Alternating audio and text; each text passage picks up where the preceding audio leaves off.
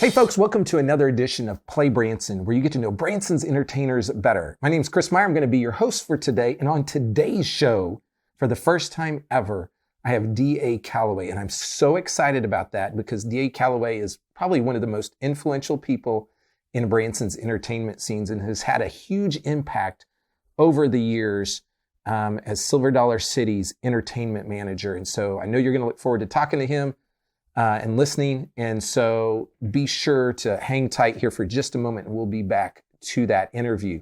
We're coming up to the end of March and April is a great time to come to Branson. If you're sitting at home saying, hey, should I come to Branson? Let me tell you, Branson is alive and kicking. Things are open. Shows are going. The red buds are about to bud and the dogwoods are about to come out. And so if you haven't planned your summer vacation, your spring vacation, or even your fall vacation to Branson, you need to do that now. And we're looking forward to having you here in Branson, Missouri. We'll be back in just a minute with D.A. Callaway. There are so many things to do in Branson. You need help planning and booking all your fun. You need iBranson.com. You can find everything Branson has to offer from your computer, tablet, or cell phone. You can even buy tickets online or talk to one of their friendly Branson travel specialists. There's no sales pitches, no delivery fees, no service fees, and no waiting. It's fast and easy. Find your fun at iBranson.com. Do it all online or call 877-ENTERTAIN. That's 877-368-3782. iBranson.com.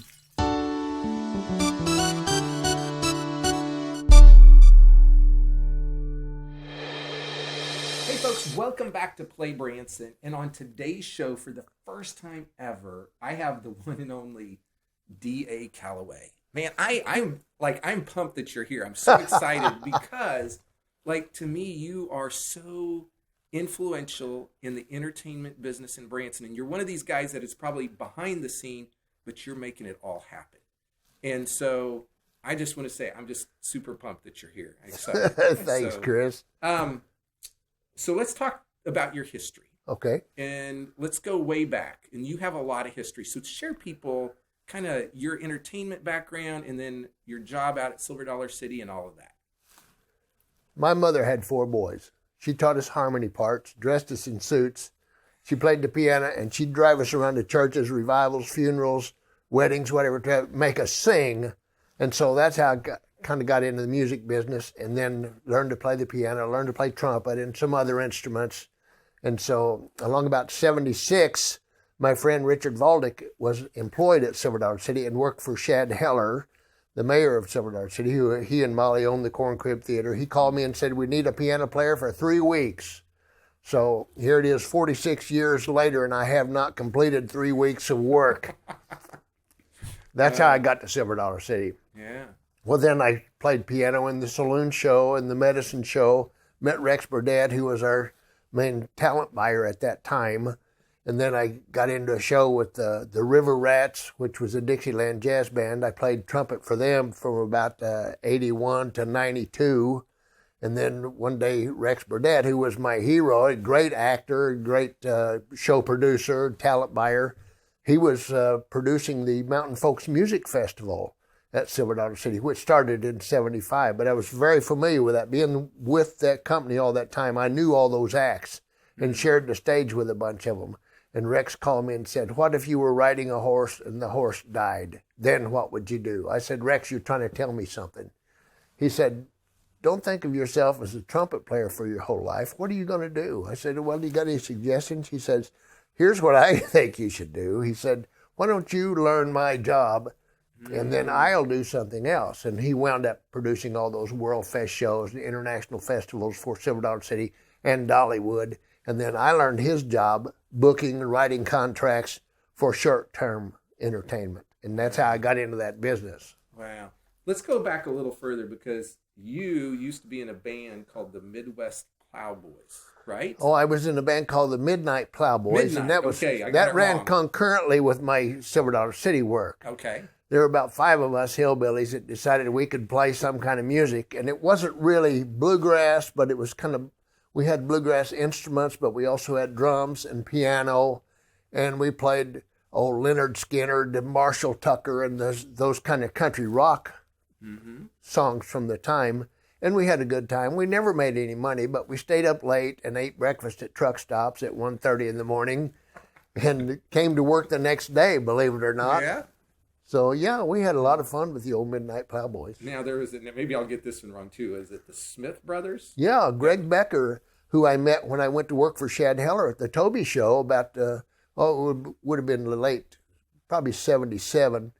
And Greg Becker plays the drums and hammer dulcimer and upright bass. Just a great musician, and he's a great singer. So he and I formed this duo, and we were the band at Shad Heller's Toby Show. So then we also played Chameleon Puppet Theater, and we played some public school shows, and we toured around a little bit in the wintertime trying to scratch together a living, and I appreciate knowing him so much, the Smith brothers. We wrote a lot of our songs. A lot of them were parodies on popular songs. So you've mentioned a couple times the Toby Show. Yes. And so was the Toby Show, was that at Silver Dollar City, or was it at its own? At one time it was, but previous to that, for 15 or more years, it was on the Strip. There was a little theater called the Corn Crib Theater, and it was basically a log cabin with a big porch, and then the audience was all seated outside, but there was a wall around the place. And Shad and Molly Heller ran the Toby Show. We didn't know it at the time, but they were running a school. They were teaching people how to be entertainers. It was a school of vaudeville, and Shad Heller grew up as a Ringling Brothers clown and had worked in vaudeville and knew all the old timers, and he knew all the old routines and all the crossovers. And he taught that to Janahin Nabin, Wayne Milnes, Terry Sanders, Dan Embry, Jay McFerrin, who's the entertainment director over at Shepherd of the Hills. Yes. They were all in that show. And that's where I met Greg Becker. And boy, we had the best time, and we didn't realize that Shad was trying to teach us something. Yeah. See, I love that history, because as time goes on, some of that gets lost. Yeah.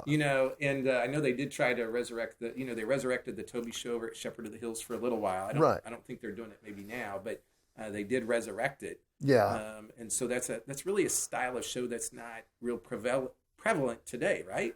Oh, yeah, I don't know that, vaudeville, who remembers vaudeville, but I don't know. But Shad Heller did, and he used that as a tool to teach timing. And he raised some great comedians, in fact, over the years that worked in the Branson industry.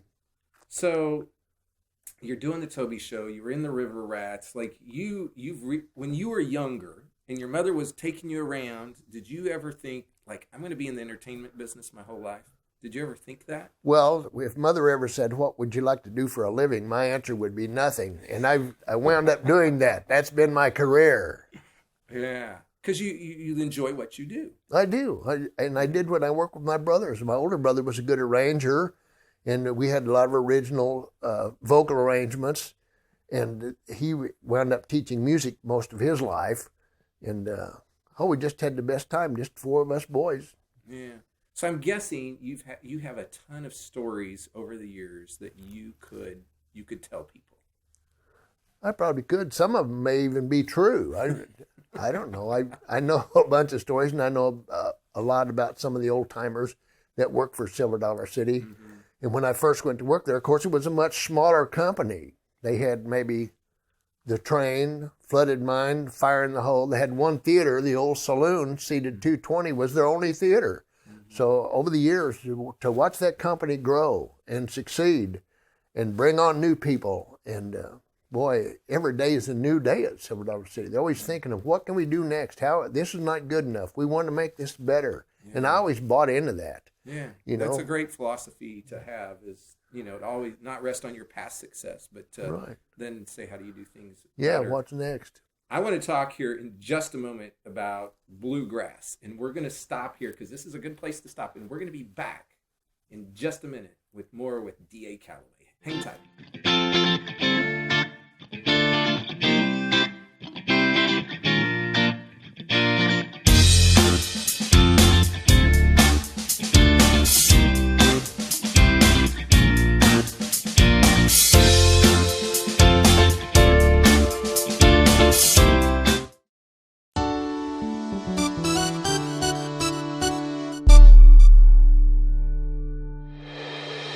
Okay, folks, welcome back to Play Branson, and on the show today we have D.A. Callaway. He is the former Silver Dollar City entertainment manager, and you have been very influential really in developing festivals out there.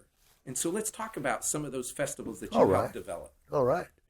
Back in the 70s, Silver Dollar City had a music festival called Mountain Folks Music Festival. This was music that was all mom and pop acts, family acts, people that played on the loading dock of the local feed store. The guy that produced that show was Max Hunter. They called him the Song Hunter. He was a well-known folklorist around the Ozarks at that time. Max didn't want to do bluegrass because bluegrass would have been too modern, having come on the scene in the 40s and 50s, and this would have been in the 70s, so bluegrass was not really a historically cultural thing. It was still kind of new, and Max didn't want to have anything to do with it. So he had all these folk musicians, old-time fiddlers, jig dancers, and that was what his show consisted of. That morphed into the Bluegrass Festival and eventually became Bluegrass and Barbecue. In 2005, we decided to have a festival just dedicated to bluegrass music, Bluegrass and Barbecue, and we started booking who's who. Well, when I first went to work for Rex, I decided if we're going to do cultural heritage, I need to know all about cowboy music, Western music, Southern gospel music, Dixieland jazz, clog dancing, bluegrass. So I'm reading the trade magazines every time I got a chance and keeping up with who's who and what's what. So when we started booking bluegrass, we decided we wanted to have the A level because we can't expect the general public to know all these great entertainers by name, but we can expect that we can set a reputation for booking the best of the best, and that the customer will learn to trust us and come to know these artists, Doyle Lawson, Rhonda Vincent, and those kind of artists who are at the top of their game. Right. And then we could build a clientele from there, and it worked. It took off really good, and of course it's run for years and years now. Well, if you say 2005, so what, that's 16, 17 years now that festival has been going on. Rhonda Vincent, by the way, if you want to go back and watch a previous episode, Rhonda was here a couple of years ago on the show, and she's one of the most awarded bluegrass entertainers and bands really in the country now. Absolutely. Here's the deal. You have been named the Bluegrass Promoter of the Year multiple times now. Like that's a big deal. It is a big deal. And I attribute that to the staff at Silver Dollar City, the tech department. You can't have a festival without techs. And you got to have great sound techs because the performers know the difference and the customer knows the difference. You can't scrimp on tech. You've got to have that right. You've got to have the qualified people. Plus, you got to have the right marketing people. The marketing people have to buy into what you're doing so they can sell it. Yeah. And Lisa Rao and Brad Thomas and all the people in management at Silver Dollar City were behind this project 100%. Well, when we started our Bluegrass and Barbecue Festival in 2005, there were 1,000 bluegrass events in the United States that year. By the time we got to 2011, the International Bluegrass Music Association gave us the title of Event of the Year. Well, we'd only been in business 6 years with the Bluegrass Show, and we were competing on a national scale, even a world scale, with all these other people. And that just was putting gas on our fire. We knew we were going in the right direction. So then the Society for Preservation of Bluegrass Music in America, which they call SPIGMA, they've awarded us the Promoter of the Year award 8 times over the years. Amazing. And it's just wonderful. Well, and that is voted on by the members. Right. And so the members, which I'm guessing a lot of them are the entertainers. Yes, they would. They have said Silver Dollar City and D.A. Callaway, they're the best. And so that's awesome. Now, the other thing that you've done besides bluegrass is you helped launch the Southern Gospel Festival as well. Absolutely. We had been in the Southern Gospel business for quite a while through Brad Thomas and through a guy named Gary McSpadden who had sang with the Bill Gaither Trio, was well known, and Gary brought a lot of entertainers to us. And then we got really interested in that, and we partnered with the Singing News magazine, the printed voice of Southern Gospel music. And again, we were booking the who's who. We were booking the top of the charts, and we still are. And that Southern Gospel Picnic, that thing took off. And, in our amphitheater, seats 5,000, had it full a lot of times, it full, and just having the greatest time. And the best artists and some of the best singers in the world are involved in gospel music, as you know. Yeah. And we just had a wonderful time with that. And it's still going on. Yep, it is. And the thing I like about it is it's kind of the last couple of weeks of August, which is a good time to have a festival because all the families have kind of gone back home. And so it's a great, Silver Dollar City's smart on when they do these too, so. Good point. Yeah. Chris, if it weren't for Southern Gospel Picnic, there would be nobody at Silver Dollar City for that 10 days or 12 days. Yeah. So in all your time in booking this entertainment, like if you were to give some advice to another up and coming entertainment booker, what would you tell them? It's all about personal relationships. You've got to know the artists and you've got to know the agents. And even though they say you can't like everybody and you can't make everybody like you, you try. That's your goal. You want all these artists to say, oh, yeah, I know you. And Amanda Carson, who's been my assistant for 15 years, she's picked up on that. She knows everybody and she's got those personal relationships. That's what you want to do. You want to be when that bus door opens and getting ready to unload the band, and you're going to take them all to the stage. You want a big handshake, and you want to know everybody's name that's getting off of that bus, and you want them to know you. Yeah. And you want to maybe, here, have a stick of juicy fruit or tell a joke or whatever to seal the deal and keep those personal relationships going. So you have retired from this entertainment manager position. And so what are you doing today? Well, today I'm over here at Chris Meyer's office today. That's what I'm doing. No, I'm partly retired. I work in the summertime. I'll go to work this year, May the 4th, and I'll help Amanda as a hospitality ambassador with the festival projects, and I'll stay through the summer and the fall. And then at Christmas, she produces the Christmas parade at Silver Dollar City. And last year she asked me if I wanted to play Santa Claus because her Santa Claus retired and moved to Hawaii. I said, sure, you think I'm fat enough? And she thought she'd puff me up a little bit and make me Santa Claus. And that was such a fun gig. I just loved that. And it was twice a day, every day, to ride on that float and wave at the little kids and moms and dads and grandpas and grandmas. It was great. Now, I feel like I saw a post on Facebook where you were maybe part of some musical thing happening where you keep the old time music going or you're educating somebody. Am I imagine this, or is it the Ozark?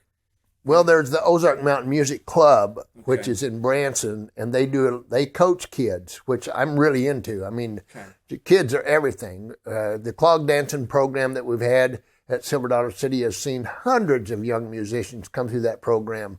Our clog dancing program, our youth and bluegrass band program, the American Kids program that we had going for a long time, hundreds of youngsters have come up and grown up and on the stage in hot weather, rainy weather, windy, whatever. Grab that mic, give them a smile, and do your 100% best on that stage. And these kids have grown up to be leaders in their communities, wherever they come from, over several states. These kids could be bank presidents or they could be a U.S. senator or whatever because they're fearless. When they get on stage, they know they've got a job to do, they know what their job is, and they know how to do it. Well, we just appreciate the impact that you have made in our community and the positive things that you have done to further the entertainment industry here in Branson. And so, folks, this is a living legend here, very influential in Branson's entertainment community, the one and only D.A. Callaway. And so we'll be back in just a minute to wrap up the show. There are so many things to do in Branson.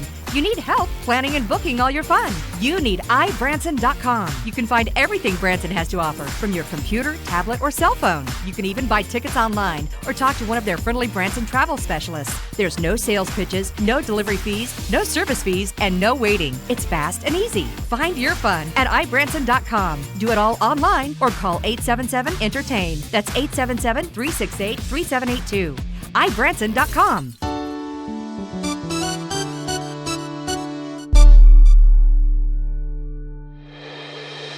Hey folks, welcome back to Play Branson. We're wrapping the show up today. I sure did love having DA on the show. I mean, promoter of the year 8 times for the Bluegrass Festival out at Silver Dollar City. That's really amazing. And so we just want to say thank you to D.A. Callaway for how influential he's been in Ozark Mountain Country and all the things he's done over the years to make music popular and to bring visitors to come see that music. So thanks, D.A., for being on the show. Next week on our show, I have got Hargis Marcel. If you don't know who Hargis is, he is the comedian over at the Ballknobber Show. And so you're going to want to be tuning in next week for Hargis.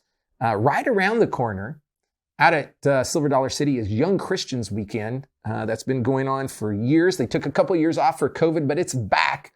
And so on April 1st, we have Manic Drive coming into town. I've got a couple of their CDs and look forward to seeing them. And on April 2nd, we have Unspoken. And then on April 3rd, Ryan Ellis is going to be there. Don't know a lot about him, but he's going to be there. Also, some other events in town. That first part of April is the Malpass Brothers. I hope I pronounced that right, on April 4th. And then Terry Bradshaw is going to be back in town over at Clay Cooper's on April 16th. We've got Neil McCoy coming in on April 17th and 18th. And so those are a couple of our special events that are going to be happening this spring. Here's the deal. If you need help planning your Branson vacation, where should you go? Well, you should go to the folks at ibranson.com. They can help plan your entire Branson vacation. You can call them at 877-ENTERTAIN, or you can go to the website, ibranson.com. You can see all the show schedules, the attraction schedules. You can see hotels. You can book it all online, and they're going to be local people that can help you. If you call them, you're not going to be getting somebody somewhere halfway across the country. They're going to be local Branson folks that can help put your Branson vacation together, and they don't add on any costly service fees or delivery fees. So check them out. Come see us next week on Play Branson, and thanks for watching.